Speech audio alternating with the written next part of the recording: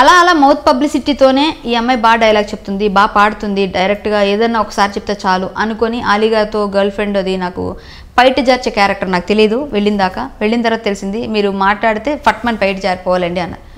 నాకు బాగా బాధ అనిపించి ఏడుపు వచ్చింది ఫస్ట్.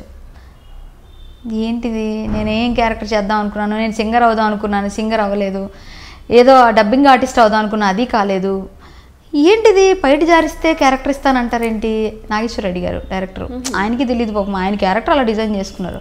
ఇలా వ్యాంపిష్ ఉంది చేస్తారంటే చేస్తాను, బయట జారుతుంది అనే టైప్లో నాకు తెలుసో తెలియదు, గుర్తయితే ఎగ్జాక్ట్గా లేదు, కానీ కొంచెం అక్కడికి వెళ్ళిన తర్వాత మాత్రం పెయిన్ ఫీల్ అయ్యా. కానీ వెళ్ళాను, నేను చేయను అనడానికి లేదు, ఇంకా అక్కడికి వెళ్ళిన తర్వాత ఏమనుకుంటారో, కొడతారో తిడతారో అని భయం ఉంటుంది కదా స్టార్టింగ్ కదా.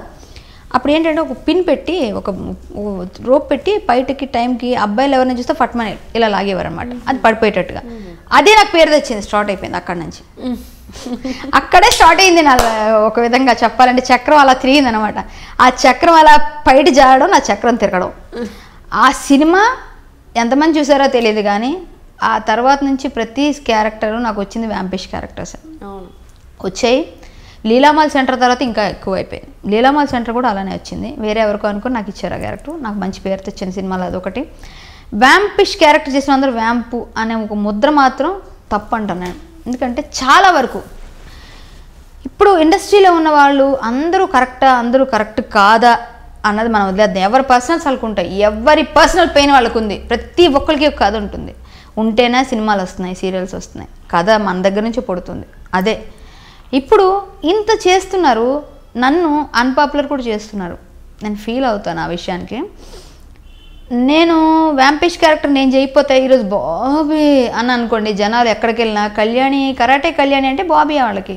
అలా అన్నా కూడా మీరు బయట షోస్కి వెళ్తాను కదా, నేను సింగర్గా పాడతాను, యాంకరింగ్ చేస్తే ఇప్పటికి కూడా వెళ్తాను, బాబీ అంటే చాలు ఎవరికి నేను రెస్పాన్స్ వస్తుంది. అవును, చాలా కమెడియన్స్ మన ఏవిఎస్ గారు మేమందరం షోస్కి వెళ్తే బాబీ బాబీ బాబీ రావాలి, బాబీ రావాలంటే మేము ఎవరు వద్దా అని చెప్పి ఏవిఎస్ గారు చాలాసార్లు సీరియస్ అయిపోయి వెళ్ళిపోయారు. అలాంటి ఇమేజ్ వచ్చేసింది నాకు సడన్గా ఆ ఒక్క డైలాగ్తో. ఒక జీవితాన్ని మార్చేసేదని ఐడియా, అలాగే ఒక ఐడియా అన్నట్టుగా ఒక డైలాగ్ మొత్తం ఇమేజ్ని మార్చింది.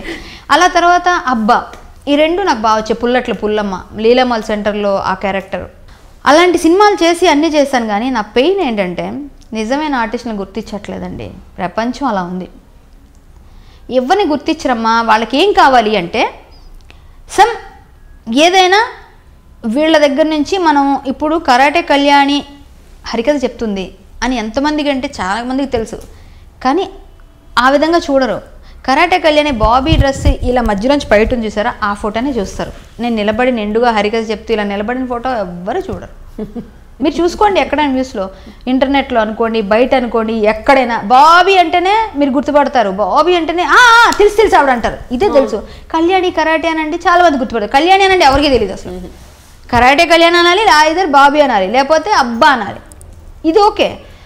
కరాటే కళ్యాణి మంచి ఆర్టిస్టు, మంచి కళాకారిణి, మంచి సింగరు, ఇవన్నీ తెలిసిన వాళ్ళందరూ నాకు రెస్పెక్ట్ ఇస్తారు. బయట రెస్పెక్ట్, నేను ఎక్కడికి వెళ్ళినా అమ్మమ్మ అని మంచి రెస్పెక్ట్ ఉంది, అదంతా నేను కాదన్ను. కానీ నాలాగా ఎంతోమంది ఆర్టిస్టులు చెప్పుకోలేక స్ట్రగుల్ అవుతూ ఎంతోమంది ఉన్నారు.